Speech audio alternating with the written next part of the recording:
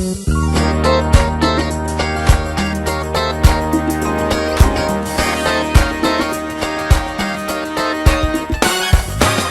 it's Peet and Reet, and welcome to our show.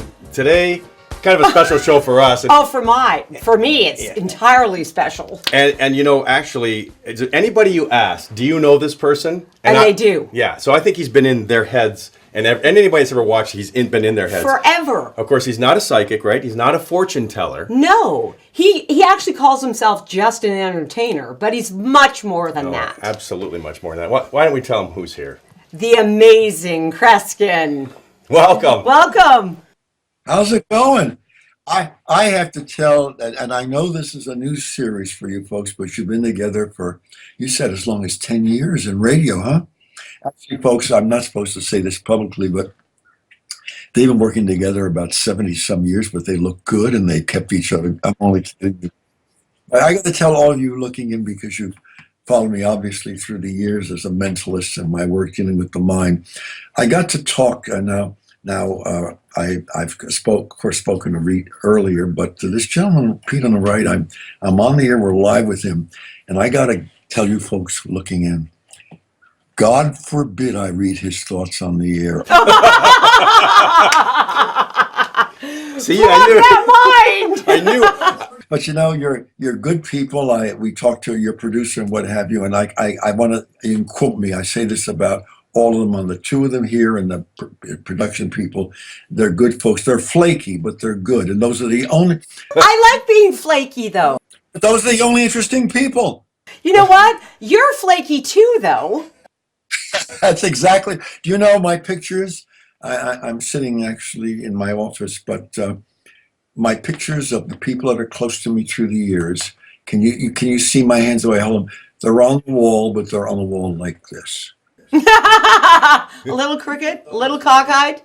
You know, in an era right now where we're going through something in the United States called being politically correct, I have a sign in my office here that if anyone ever calls me that I'm politically correct, they're to kick me in the ass. I agree with you. I 100%. hate that. And remember, there's no age limit when you're in broadcasting either, right? Yeah, that's true. You know, I've been in the airline industry. Well, I've been in this for a livelihood. I did a series on the CTV network years ago called The Amazing World of Kreskin. From 1970 to 1980. YouTube has about 30 copies of the shows. For 2 years, it was the highest rated show for 2 years. Second only to hockey, but nothing beats hockey. Obviously, even the good Lord would have to take a detour if he walked through town and what have you, where there's a hockey game. But this is, you know, Canada is like my second home. So much has happened to me through the years. I tour about 10 weeks a year in Canada, and the airline industry now estimates that I have flown in my career just a little over 3 million miles. Wow. Well, you started out in Ottawa with that show, right? What happened, the owner of the company sent a gentleman to follow me in the States in concerts, and I appear at universities, I appear at banquet halls, I appear in theaters. I didn't know that he was in the audience around the country, maybe for 3, 4, 5 months, show after show after show. He went back to the owner and said, you know, I think there's a series here, because what I do for a living is basically involves my audience. There's no footlights between myself and the audience, because I'm reading the thoughts of my audience. It's not an illusion. It's not an act where there's theatrical stunts. I'm tuning in on what people are thinking, and that's why I think people keep coming back through the years. So an interesting thing happened that you folks in Canada don't know about, and not many people know about. The second year of my series, and it was on weekly, it was a half-hour show.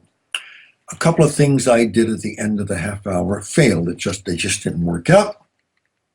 That's the way we went off the air, because it was never rehearsal.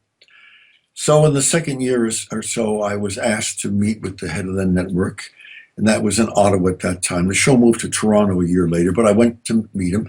I walk in his office, and it wasn't that there were predators in the office. It wasn't that there were ominousness. It was worse than that. There were 6 attorneys. And I am not knocking Please, I'm not knocking attorneys. I just wish that most of them had been on the Titanic. So anyway, so I walk in and we're talking. He says, Kreskin, he said, you don't rehearse the show. We trust what you do and so forth. Last week you did this special test and it didn't quite work.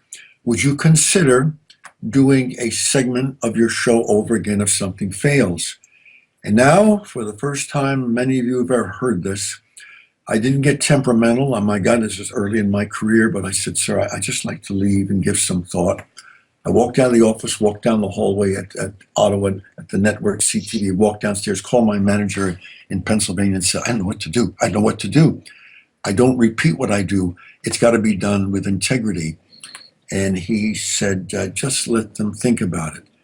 Well, the owner made a decision because the reason my shows are not edited is a failure is part of what I do and is the integrity and honesty of it. And he gave a ruling. My show was never, ever in the history of this series to be touched or tampered with. What he does, let it be the way it is. So there was one show I did, and the gentleman was a member of the Chubb Safe Company. On the air, against the wishes of the head of his company, he came on and said, Mr. Kreskin, I give you my word, I'm the only person who knows the combination of this safe. I told him what I was going to attempt to do. He says, I've watched you week after week. This is like the third year. I trust you. Hear this. On the air, we talked. Nothing was prearranged. He's the only one who knew the combination. And he agreed to climb in the safe, for which I slammed the door. And he was the only person who knew the combination.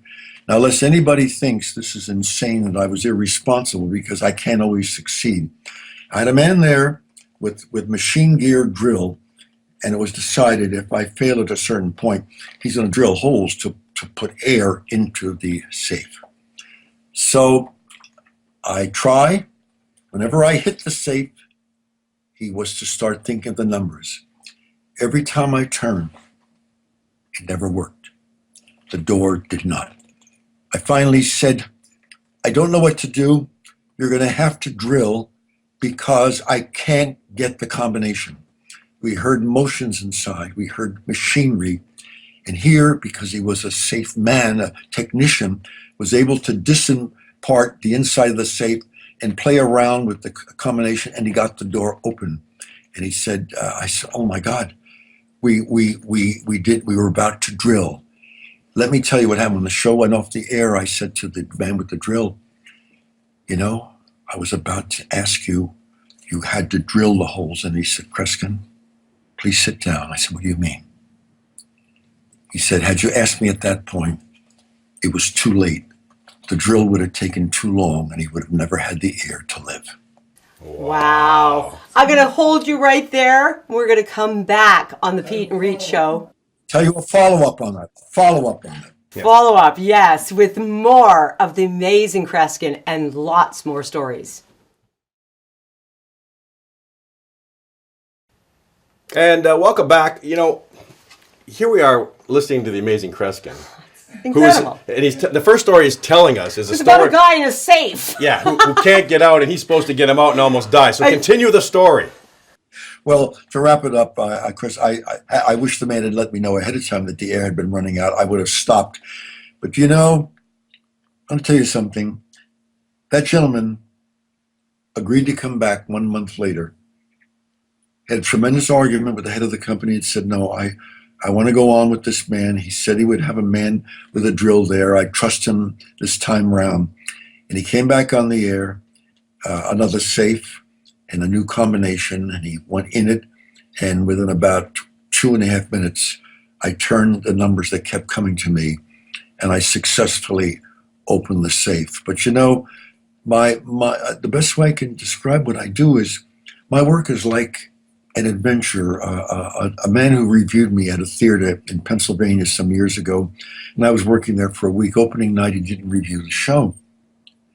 And you can understand, folks, what happened. Next day, there's no review. Finally, the following morning, he came 2 nights in a row, and he came to the matinee, and he said, watching Kreskin each night on stage is like my reviewing a mystery story, but the solution is different every night. Because I can't say what the audience is going to think about. One man in Las Vegas, I mentioned 2 names at the Riviera.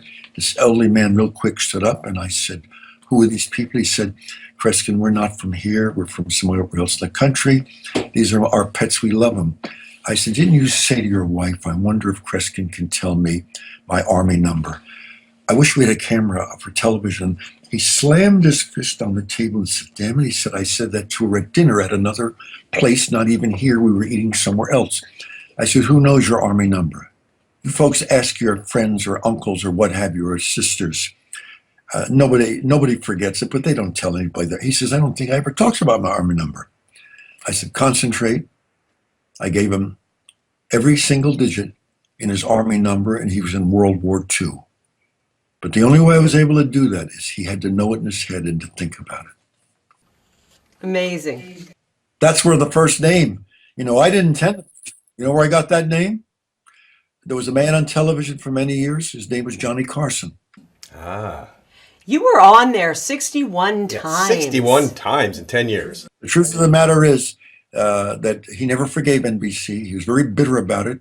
He would never talk about it on the air. They, in the early days of television, didn't pay attention to recording shows. They erased the first 2 years of his shows. They're not in existence, completely erased, and it was a terrible thing to do. Actually, I did 88 shows with Carson, 88 shows. 88? Wow. I used to go on the plane, and people, when I'm going on a plane, and people would say, hi, Amazing, and I think, gee, that's nice they said that. Hello, Amazing. And didn't you actually change your name to that? Carson had a routine with Ed McMahon, and now I know where I got Amazing from. He'd say, Ed, Kreskin was on last month. He was only 90% amazing. And Ed McMahon say, no, Johnny, it was 92% amazing. And I made a routine, and that's how I got the word amazing before my name. So on this program, it's amazing that I fully comprehend a certain gentleman you're sitting next to me. Thank you. I got to ask you a question. Now, your show was shot in Canada, Ottawa at first, then in Toronto. And I have to tell you something, because, not to put down Canadians, but back then, Canadian television, you could tell when it was a Canadian television show, and right? American broadcasts, very different. And your show, totally different, set design, everything. I mean, it was dead on.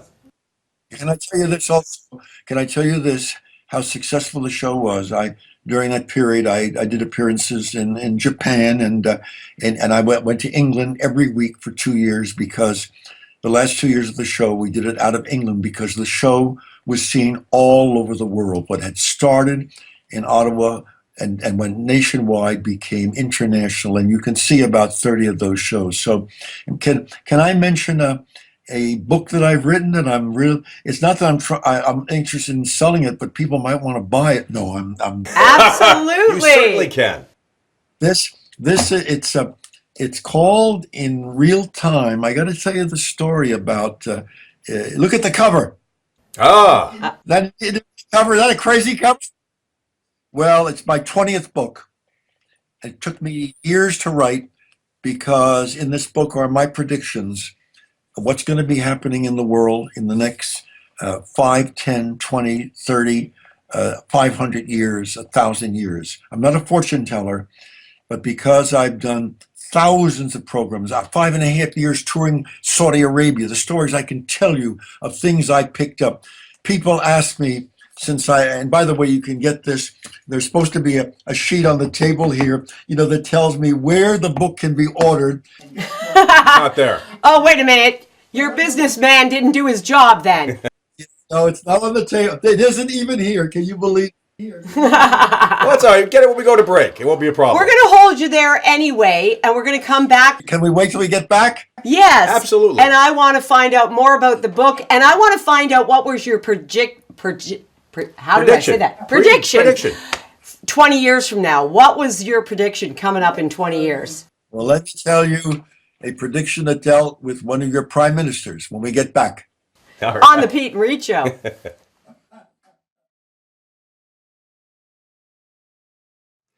Well, they don't call him amazing for nothing. The Amazing Kreskin. I mean, Oh. first of all, okay, let's think about how long we saw the show back in the 70s and 80s. Okay, I can't remember not seeing Yeah. it, really. And other than dyeing his hair blonde, okay, you look exactly the same. How are you doing that? You know something?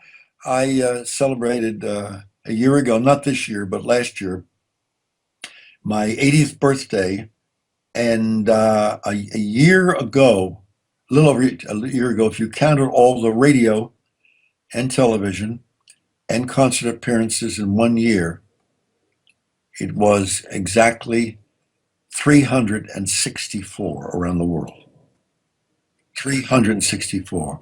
When I wrote this book, by the way, I want to tell people where they can get it. For a mentalist, I didn't know where you could buy the book. You can go on the webpage and look at Barnes and Nobles and so forth. You can go to my webpage and order it from me, where you might get a special card inside it. But I'm going to send a book to you folks in the mail. But it's Barnes and Noble, and I'm very, very excited about it.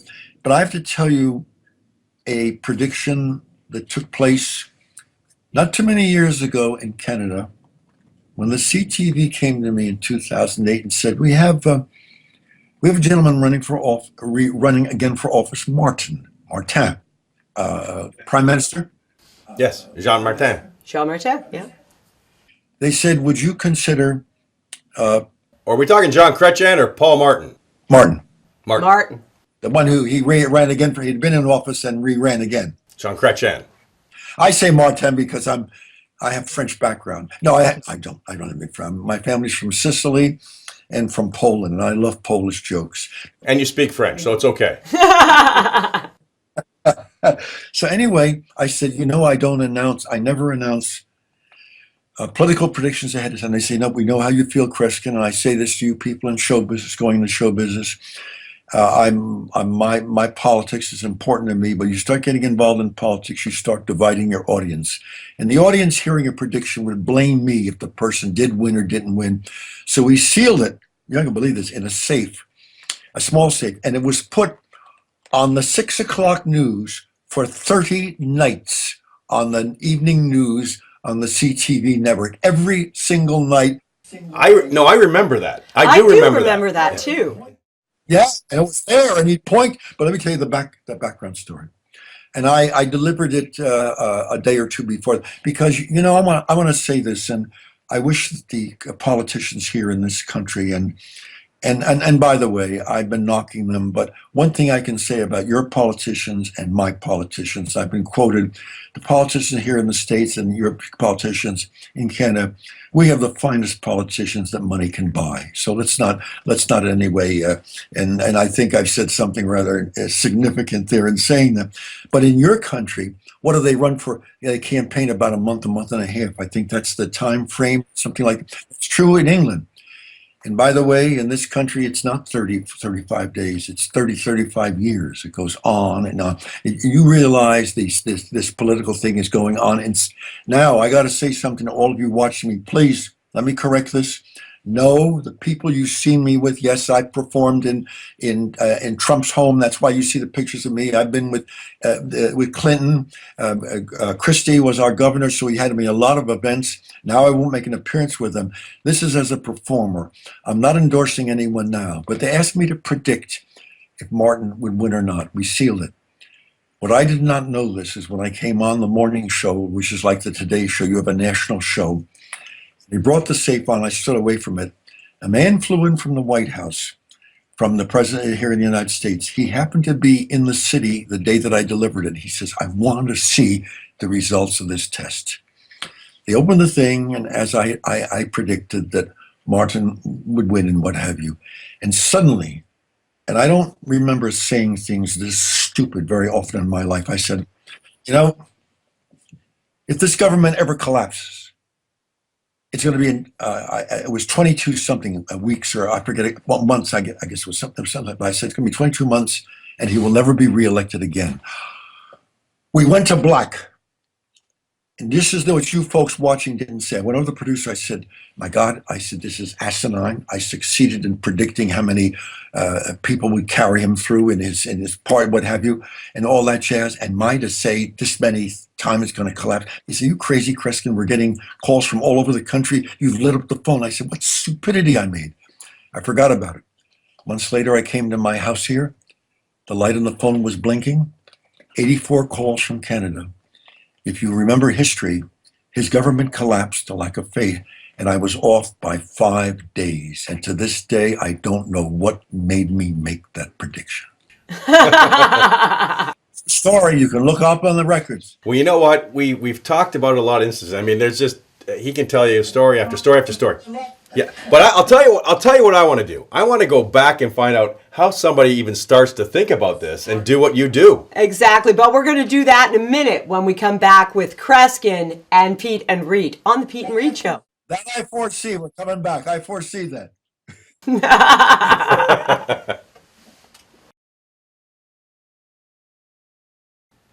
And you're watching the amazing Peet and Reet. I hope we're amazing. I've got to be honest with you, I don't feel so amazing after listening to Kreskin for the last couple of seconds. He has had such an illustrious career that went on for decades and still does. He still performs, which blows my mind. And we got to ask you this, okay? I mean, the things you do still amaze people. If you go back and watch your shows on YouTube, they're still amazing. They still stand up to today's standards. But how does a guy like you start something like this? Does it start when you're a little kid? Were you born with it? Was it Mandrake the magician that did it for you? Very interesting remark that you said Mandrake, because if you look at the cartoon of Mandrake, which was when I was a kid, and it's not true, I was not born in the 1880s. It was about 1890. But it was a tremendously popular cartoon written by Lee Falk, who also did another cartoon called The Phantom. And in the Second World War, one of the most popular cartoons in one of our enemies at that time, and I'm Italian, so don't even misunderstand me, but Mussolini was with the Axis powers with Japan and Germany and so forth, was Mandrake. And he wanted, the public read Mandrake every Sunday when the color and so forth, but he didn't want to use the author, Lee Falk. So another man wrote Mandrake during the Second World War in Italy. His name was Fellini, the great director. And Fellini's, one of his greatest ambitions, was one of the failures of his life. He wanted to do a movie based on Mandrake. But Mandrake was not a magician. He had hypnotic powers. He read thoughts. And he thought, this is going to look like a cheesy trick photography movie. And he never, ever finished he never did the movie. But years later, I was at a conference where cartoon professors and students were honoring Lee Falk. I said hello to Lee Falk. This was about 10 years before he passed on. He's talking about Mandrake, and I got to share this with you. One of the most wonderful memories of my life was at Sardi's restaurant in New York. He says, I want to stop now for a moment. You're asking me about the Phantom and Mandrake, but I think I need to let you know this. Since I've written Mandrake in 1935, through all the years, the only human being who's come closest to being exactly my character is the Amazing Kreskin. Wasn't that something like that you cannot buy? So let me tell you what happened. You asked me. When I was 5 years old, I was visiting some family in Bethlehem, Pennsylvania, and a young man gave me a comic book. It had in it this cartoon character, Mandrake. So I come home with it, and my mother sat with me and would read the Sunday or the cartoon things, and I would read them with her. I started reading when I was 7 or 8 years old, and today I read 4 books a night when I'm not traveling. My library built here that the BBC in England has film part. Hey, let me stop you there for just 1 second. Did you say 4 books a night? Yeah, yes I do. Yeah. I'd be on 4 pages. Takes me to read a novel about 14 to 16 minutes. Technical book about, and I won't go in. That's not. I don't brag about, but my library. I'm going to expand it. My home for my books is now 9,000 books, because I read so constantly. So I was imitating as a kid Mandrake, and then the final key story that Carson found so fascinating. In 3rd grade, it was raining outside. And our teacher said, Miss Curtis said, well, you're not going to go out and play. where I'm going to teach you a game. Jane, she said Jane Hamilton was her name. Go out in the hallway. She was in our class. I was 9 years old. And we hid a beanbag in the class. We put it in one of the desks that someone was sitting at. So as she calls, Miss Curtis calls Jane in and says, Jane, the game we're going to play. You walk around. If you're getting near it, the class will see you're warm. If you're not near it, you're cold. If you're real close, you're hot. Hot and cold is a children's game. So when she got real hot, she was near it. She rummaged around and finally found it. I was very disappointed I wasn't picked to play this. I walked home a mile home. I walked a mile to school from kindergarten to 12th grade. My brother was home. He's 3 years younger. My mother was shopping. My father was at work. I said, let's go over to Grandma's house. They live 7 minutes away. My grandfather built the house himself. I said, Joe, go upstairs, hide this penny. My grandparents rented the room downstairs because that's the way they paid their rent. They were from Italy. He goes upstairs, hides the penny. He finally calls me. I run up the stairs. I'm only 9 years old. And my grandmother's sitting behind a table wondering what's going on. And I walk through the kitchen. I walk to my uncle's bedroom. I climb up on a chair because I was short. And I reached behind a curtain rod and there's the penny. And then it dawned on me. I forgot to tell him to talk to me. I didn't tell him to say anything. He just stood in the kitchen. My grandmother, being Italian, must have thought I had the evil eye. Well, the bottom line is this, folks, and most of you know this. In all my performances around the world, I turn my check over to the audience and I'm escorted from the theater guarded.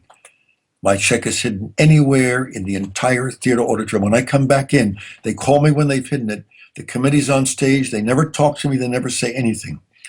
If I fail to find my fee, through their concentration, I don't ask questions. I have to physically find it. The money goes back to the people who booked me, and the show is for free. Have I ever failed? I failed 10 times now. Once was in New Zealand, and that I love New Zealand, but that particular night at a Coliseum, I lost in one night $51,000. Wow. We're going to hold you right there. We're going to come back on the Peet Reet Show with more of the amazing Kreskin. And his amazing stories. Oh, incredible. Well, we're just sitting here entertaining the amazing Kreskin. We don't even have to talk. No, I could just listen to him for hours. Well, you know what? It's like every time his show was on, right? You always wanted it to be longer, and it never was. I did. I totally did. I want to interrupt for one moment because you hinted at this before, and folks listening in, listen to me, folks, because I've worked most of the talk shows in these various decades. It's refreshing to have a show on the radio or television where this is happening spontaneously. You don't walk back and correct your mistakes. If I told you how many, quote, live shows you now see on network television in the States that are live happening there, where the openings were done over again, Carson wouldn't think of this. You run with it, and that's what gives it the spontaneity. And the tragedy of it is now, with all the reality shows that are going on, if you think they're reality shows, I will sell you the Brooklyn Bridge. I can tell you, without mentioning the show, one story where there was that famous argument in a clothing store. I happen to know the people who worked on the show. They went through it 9 times to get it right. Well, when I can see the way you folks work, you just don't turn around because something is lost in that quality. Absolutely. There's nothing better than something live and real.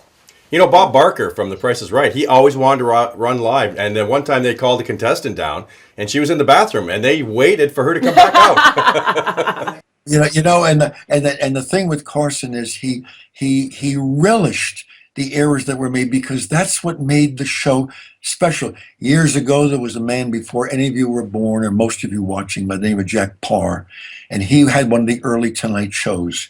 And there was one night it was a seltzer, I won't mention the brand, but it was a new commercial. He didn't know any better. He opened the bottles and he poured one the other. Before you know, the thing was exploding and busting all over the place. He lost a sponsor. Do you know that people the next day and from then on watched the show because they knew anything could happen, even losing a sponsor on the air?